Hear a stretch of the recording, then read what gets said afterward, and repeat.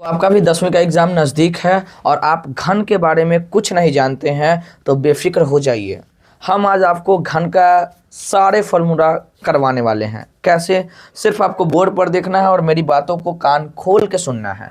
देखिए, घन उसकी चित्र कुछ इस प्रकार होती है, यानी कि उसका आकार कुछ ऐसा होता है, एकदम पासे के जैसा, या रूबिक्स क्यूब जिसे बचपन में मैं खेलता था, छक्का गोटी कह लो।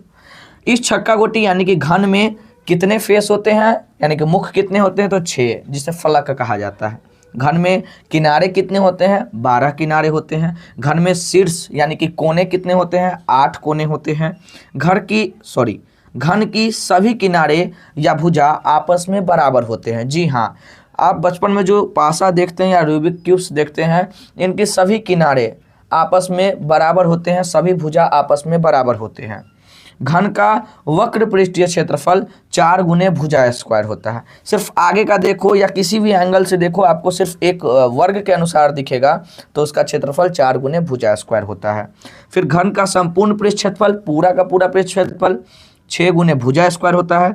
घन का विकर्ण यानी कि ई कोने से ऊ कोना, अगर किसी घनाकार घर में है तो इस कोने से उस कोने की लंबाई अगर देखें तो वो हो जाएगा भुजा √3।